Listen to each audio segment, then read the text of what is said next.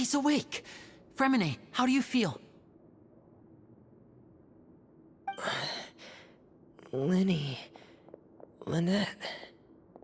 We're all here. Where am I? The infirmary, at the Fortress of Meripede, Mr. Fremine, and you are no longer in any danger. How do you feel? Don't push yourself if you're not feeling up to it.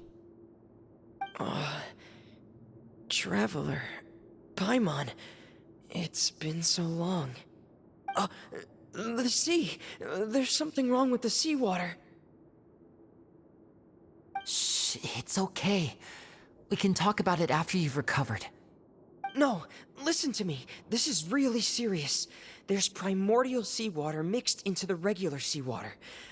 I don't know why it's there, but no one should touch it. Pipes. Right, the pipes.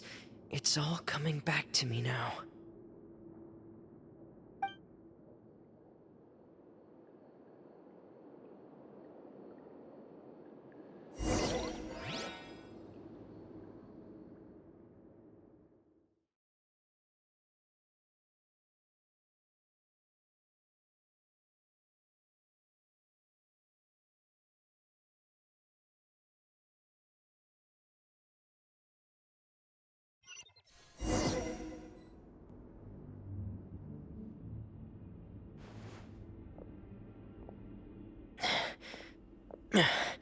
I'm in. Seems like this pipe hasn't been used in a long time. It looks abandoned.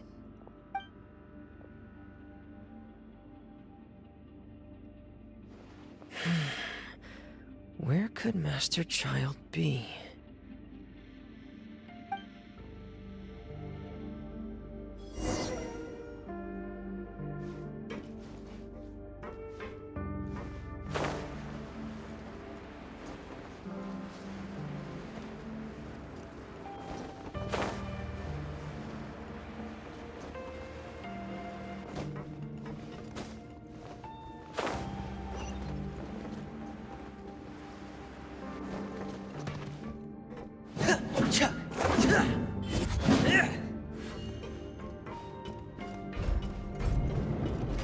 Getting here!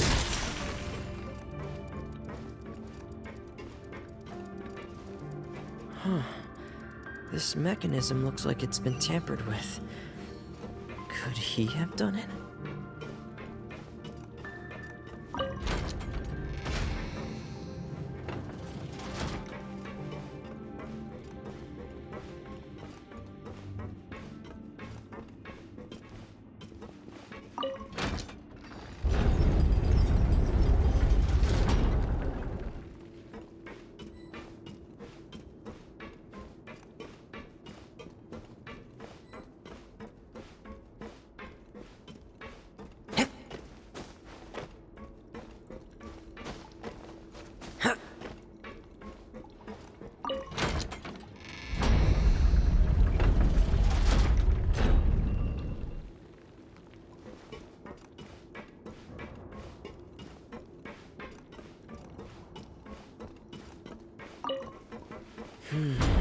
It's getting stuck on something.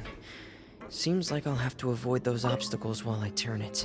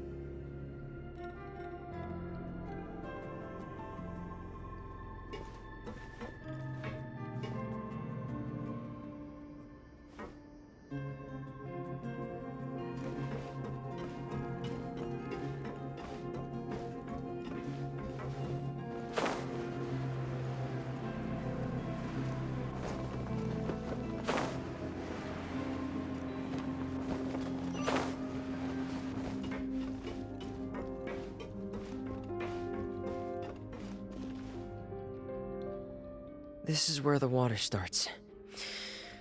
Okay. Master Child probably dived into the water.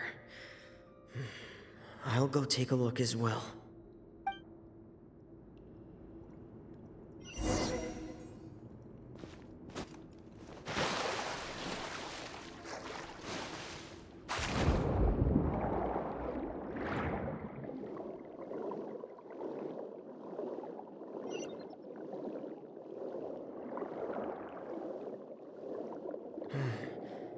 The vegetation here is a bit more sparse.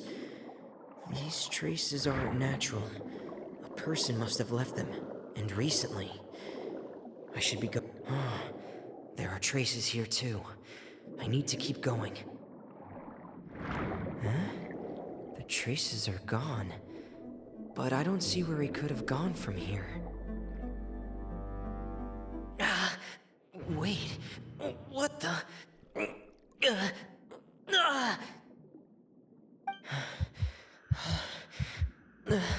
My heart is racing, and it's getting harder and harder to breathe. What's going on?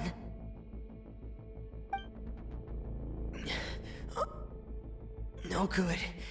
I have to get back. They still don't know anything about what's going on. If I turn back right now, I should still be able to make it.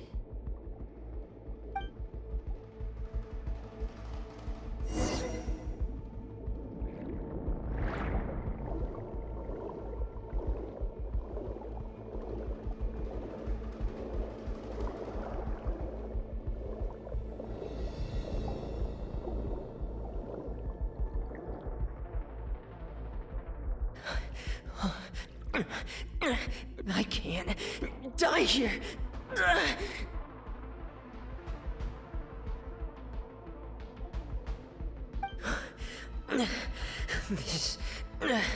This is bad. I'm feeling worse and worse, and I'm still underwater.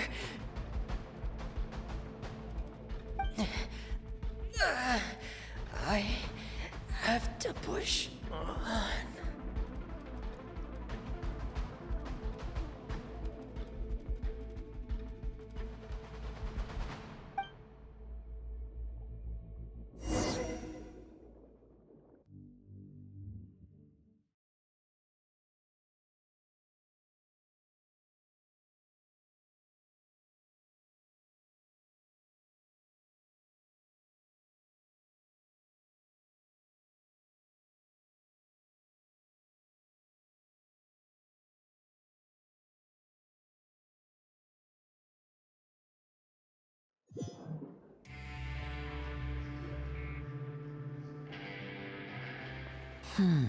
So, in other words, the trail you were following vanished, and you had no idea where Master Child could have gone.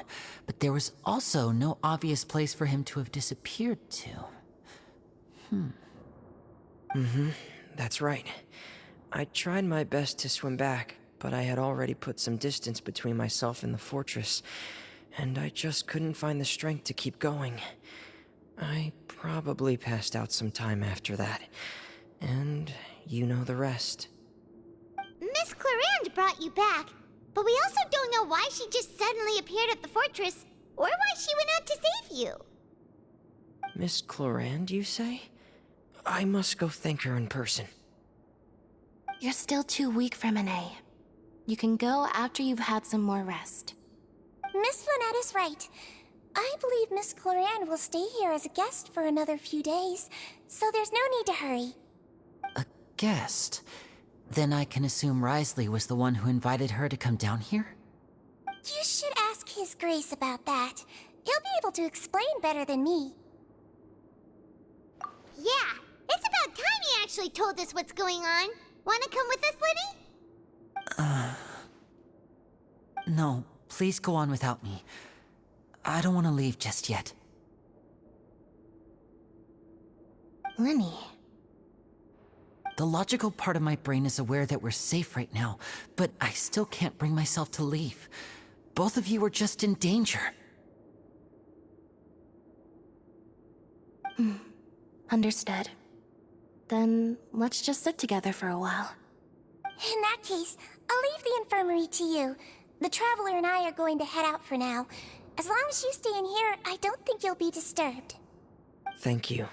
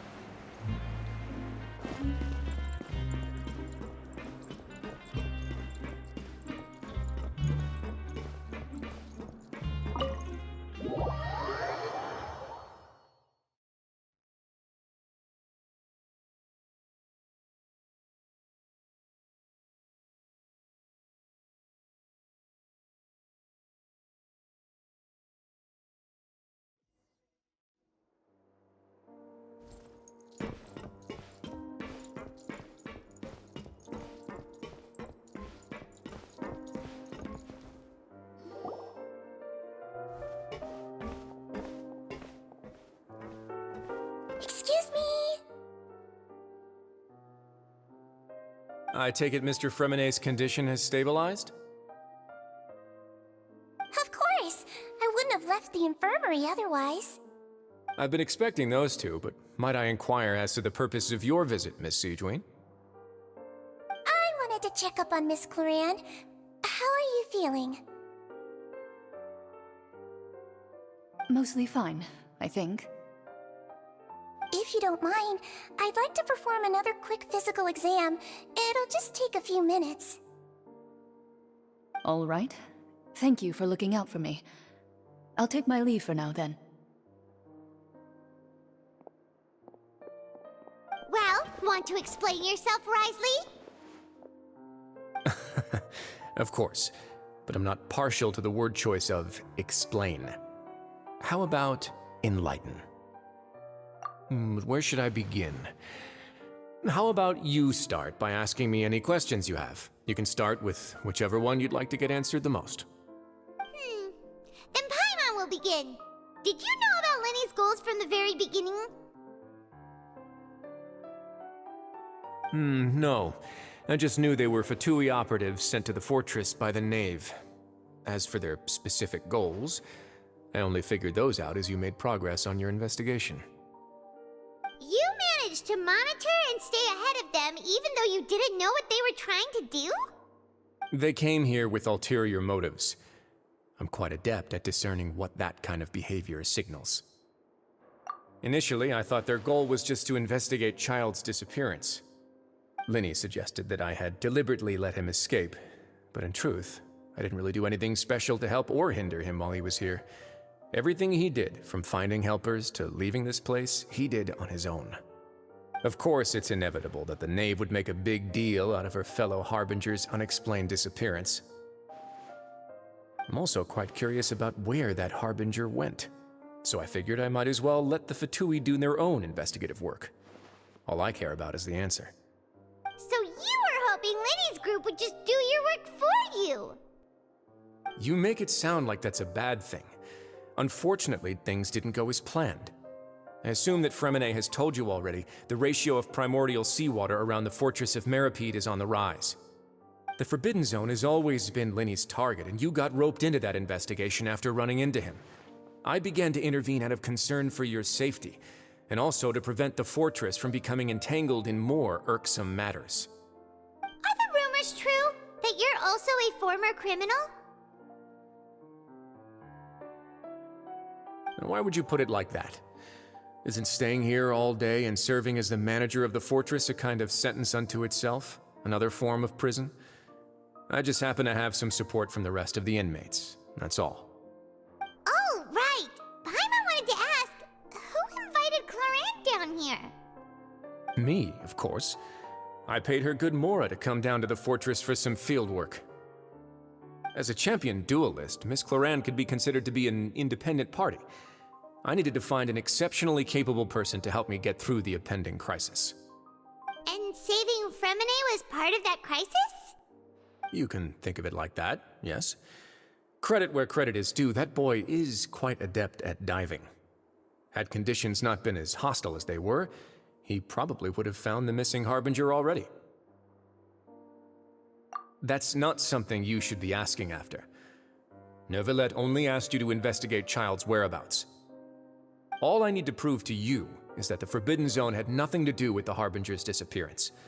That should be clear now that you've spoken to Fremine. But we've already uncovered that there's something wrong with the infirmary, and we've answered a bunch of questions that you threw at us. Isn't it about time that you answer our last question in return? You make a compelling case. Do you really want to know the answer that badly? Yeah, Paimon really wants to know. Even if the truth may not be pleasant? Follow me.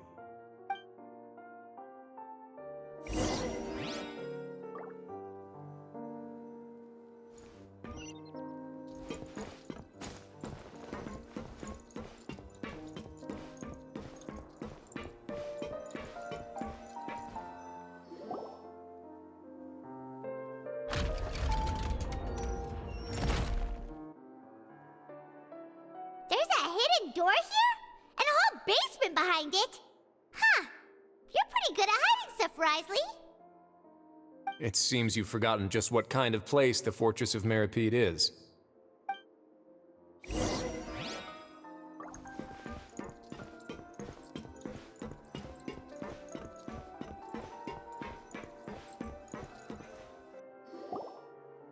Stand on the central plate. Wait, is there a secret mechanism or... Whoa!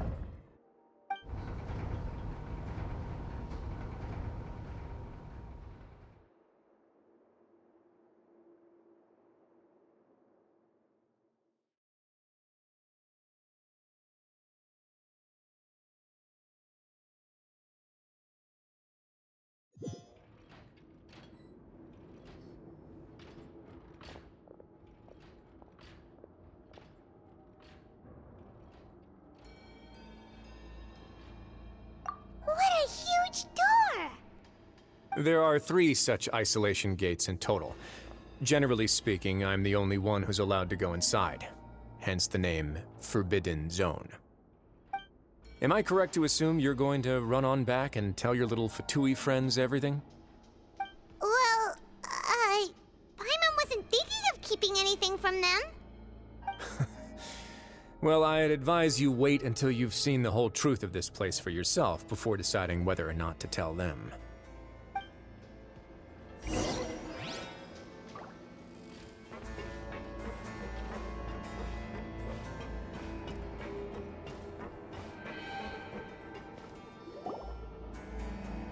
Huh. So there's a switch on the side. Stand back.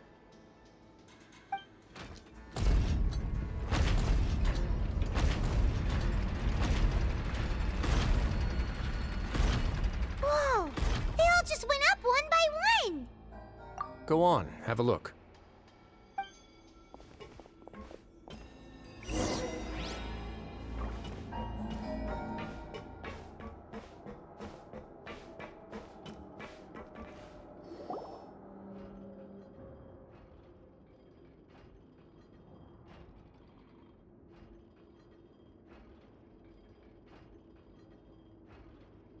I've been interested in what lies beyond that gate ever since I assumed leadership of the Fortress of Meripede. Of course, it would be unwise to recklessly open it, but it'd also be risky and negligent to simply ignore any potential danger that could be behind it. The readings on that dashboard have not budged since the day when I first laid eyes on this place. But over the past year, the needle has crept upwards from its original position, likely because some parameter it's been tracking has changed, if only infinitesimally. Normally, I would have ignored it, but I happened to have some free time when I noticed it, so I investigated. Any guesses what the reading could be tracking? Very reasonable guesses. I've considered both of those as well. Unfortunately, our dashboard is tracking something less ordinary. The temperature should vary with weather and climate changes, so for something that rarely shifts, the water pressure is more likely. We ran a few tests to increase the pressure from the outside, but the readings didn't change at all.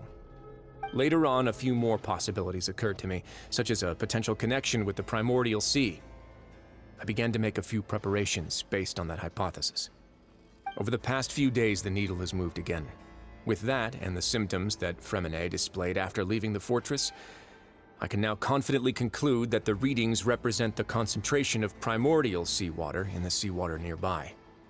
The concentration of primordial seawater? But we're already under the sea! And that is precisely the problem. We're at the bottom of the sea, and now we're surrounded by toxic seawater. Somehow, primordial seawater got mixed in, and the concentration is steadily rising. Yes, that's very likely. But forget about the two of us! Not even Neuvillette knows where the primordial sea could be, much less where we could find and plug a leak. Oh. Oh! Seems like you've figured it out. I believe the primordial sea lies directly beneath this sluice gate. For some reason, the primordial seawater levels have risen significantly, and it's now very close to us. The indicators are now red. Although the gate still stands, some primordial seawater has already leaked out and mixed into the sea around us. If this continues, soon it will no longer be able to hold back the primordial sea at all. Yeah, you know what the legends say. If this place falls, then everyone in Fontaine will be turned into puddles in the span of a night. But that's just too weird! Why would the Fortress of Meripede be built right above a sluice gate for the primordial sea? Who built this place anyway? Your expression tells me you think this might be part of a vast, complicated conspiracy. To be honest, you might find the actual answer may be exceedingly boring. It's just that the secret of the Forbidden Zone had been long forgotten by the nation before I rediscovered it with my research. There's no single founder of the Fortress of Meripede in any traditional sense. What we know about its history has been left to us by the people who used to live here. When the previous Hydro Archon Egeria ruled the land, all convicted criminals from Fontaine were exiled. The people drove the criminals away like a wolf pack chasing away the banished. The criminals received no sympathy of any kind from the people. They were exiled to the desolate seaside, where they experienced only pain, struggle, and the bone-chilling cold. Some of them began to repent, and prayed to the Hydro Archon, asking if there was still anything they could do. The Hydro Archon took pity on them, and said, "You may go guard my secret, deep underneath the waves." And so, leaning on the power of the Hydro Archon, they gathered underneath the sea and began to build a fortress.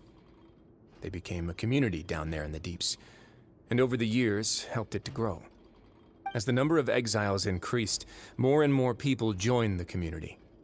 When the first group of exiles died, they left the yet unfinished fortress to their successors. The Hydro Archon continued to lend her support, allowing the fortress and what it stood for to continue growing ever larger. Before long, this dark underwater fortress became the sinner's only home.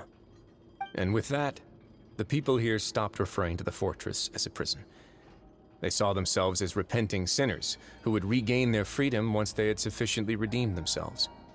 But as time went on, people also realized that the fortress was a lonely place. Once they had gotten used to life here, they could no longer feel comfortable living in the overworld. Once they had finished serving their sentences, some people left and some others chose to stay. They'd find some idle position and let their withered souls fade away with the ancient secrets of the past. After many, many centuries, few people still remember the reason for the fortress's founding. Now they just see it as an integral pillar of Fontainian society, as the place where criminals deserve to be sent. Now and again, researchers manage to break one law or another and live out their days in the fortress. I learned all this from an elderly historian. Everyone else just thought he'd made it all up. But now you know every part of that history is true. Indeed. It's just as the prophecy says. If this gate fails, then everyone will be dissolved into the sea. To be frank, not really. But sadly, that hasn't stopped this prophecy from proving all too accurate. Prophecies are troublesome things. Just hearing one will create the first wave of panic. Seeing signs of it will bring about the second, and actually witnessing it in real time, the third. Let's go somewhere else. I want to show you something.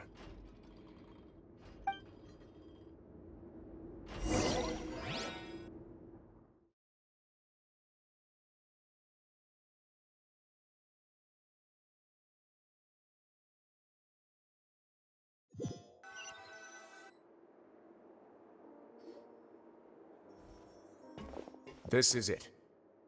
Your Grace, perfect timing. The results from our last round of experiments have... Wait, Jurier, he's not alone! Huh? Lorvine and Jurier? No need to panic, you two. I've already told them about our plan. What? After you warned us not to tell a single soul about any of this? I'm skeptical as well. Are you sure they are trustworthy? The results speak for themselves, don't they? These two may already know more than you could ever imagine. All right then, if Your Grace insists. They seem harmless enough, so I'll trust them for now. Well, how about some reintroductions? This is Jurier, one of the highest-ranked researchers from the Fontaine Research Institute. He used to work under Edwin. I trust that you've heard of Edwin? Good. Saves me a bit of time explaining. Edwin's main areas of research were archaeum and gravimeters. As his assistant, Jurier is quite familiar with them as well. I hired him to be my technical consultant. You want to blow up the fortress of Meripede? Ah, what a lovely idea. I'm already imagining it in my head. Gotta admit, I'm tempted as well. Guys, focus! Focus! That taskmaster over there is Miss Lorvine, and is also one of my technical consultants. While Jurier used to be Edwin's assistant, she used to be Jurier's assistant. Ooh, are they together? See, everyone keeps asking this question. Are you too sure you're not a couple and just using your work as a convenient cover?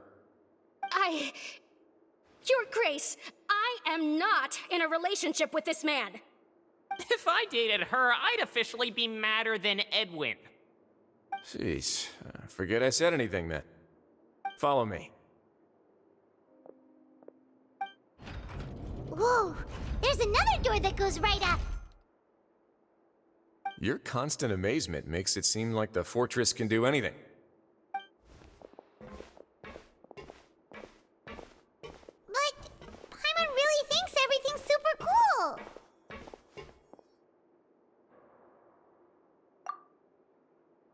Well, let's spice it up a bit.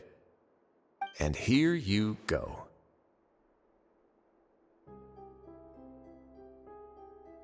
What a huge ship?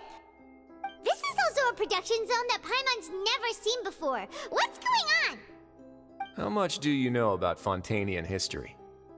Not much at all. Well, then maybe you haven't heard the story of ancient Lemuria. To give you a quick rundown, Fontaine used to be ruled by the Lemurian dynasty.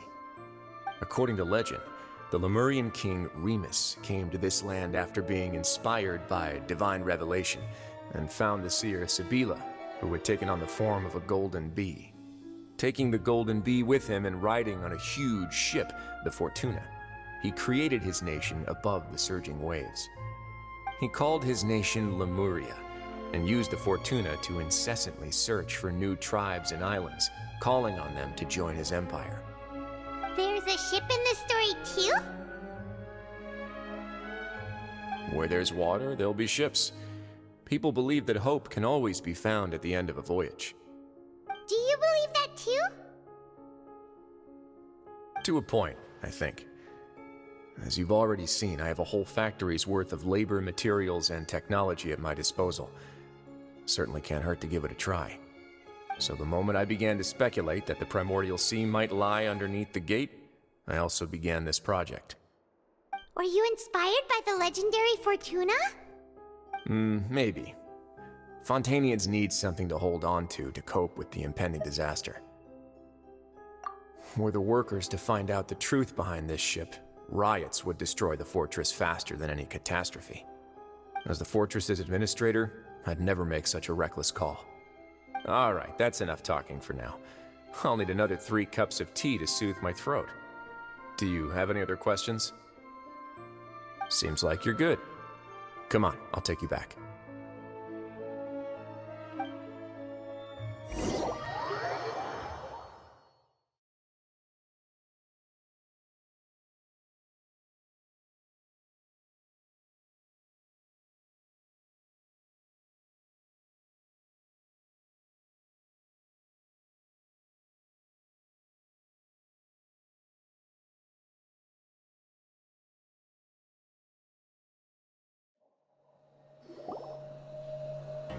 I'll leave you here for now.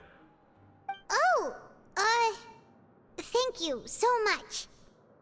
No worries. But don't forget, it's up to you whether or not you want to share what you just saw. What you do from here on out will likely affect those 3 as well.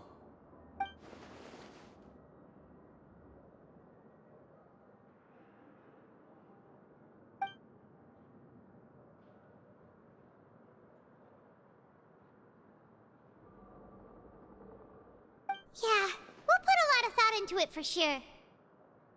Great. I look forward to what happens next.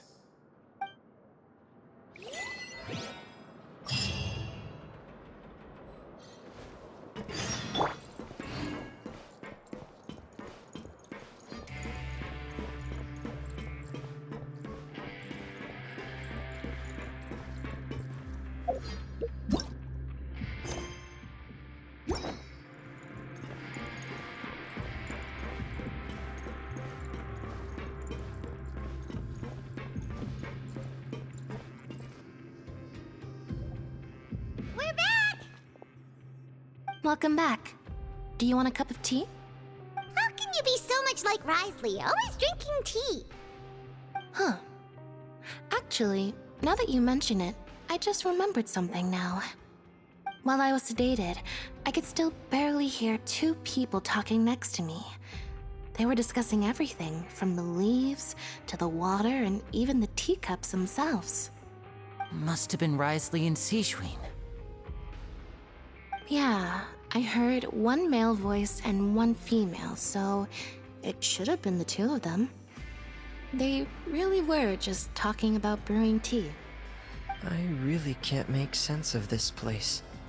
So, Traveler, Paimon, were you able to learn anything from Risley? Yeah, he explained everything. Very well. Then, would you mind checking your answers against my speculations? Yeah, I took the time to rest, so I'm feeling a lot more relaxed now. Nobody else is around, and Miss Sijwin is also busy with something or other, so let's just talk here. All right, then I'll posit my theories. I asked myself 3 questions. Firstly, why was Fremine affected by the primordial seawater? It was because he dove into the sea. My theory is, the long-lost primordial sea is probably very close to the fortress of Mirapede. Whoa, he's good. He got that right on the first try. That's our Lenny. Secondly, Risley's attitude changed dramatically during the course of our stay here. He ignored us completely at first, then suddenly roadblocked us. Why? I spent quite a long time thinking about this. If he has been monitoring the Fatui since the very beginning, he probably ignored us at first because he was hoping we could find Master Child for him. What's more, the Fortress of Mirapede is not part of Fontaine's court system, nor does it report to Udex Nervulet. Risley is basically the king of a no-man's land. As long as the fortress doesn't do anything about Master Child's disappearance, Father can use it to pressure the Fontaine authorities. And while the 2 factions are pitted against each other, Risley will be free to move between the parties of interest.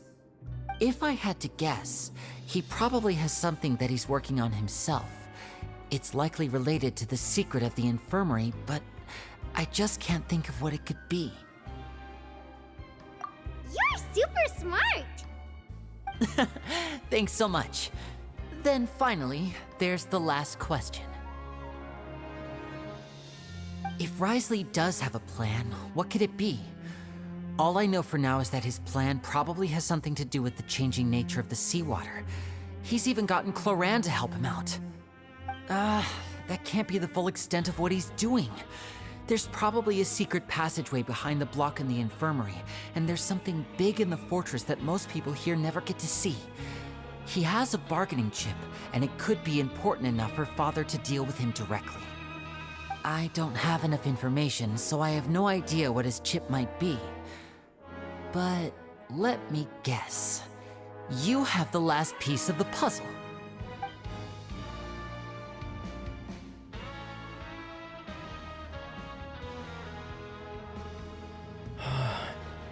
I can't believe it.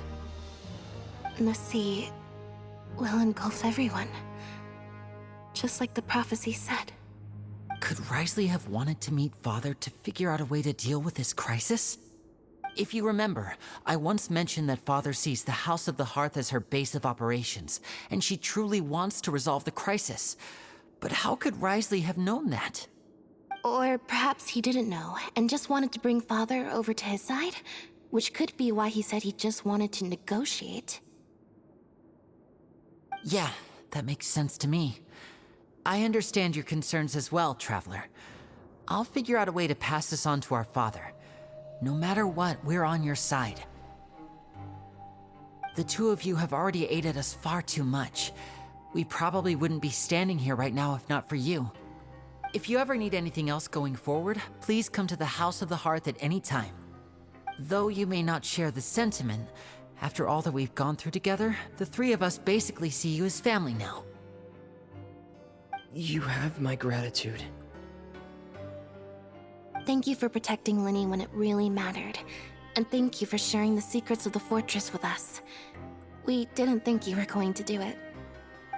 Why are you being so formal all of a sudden? Given your strength, you might not need our help at all. But if you are ever in danger, we will try our best to protect you. Aw, the sound of that makes Paimon feel all warm and safe inside.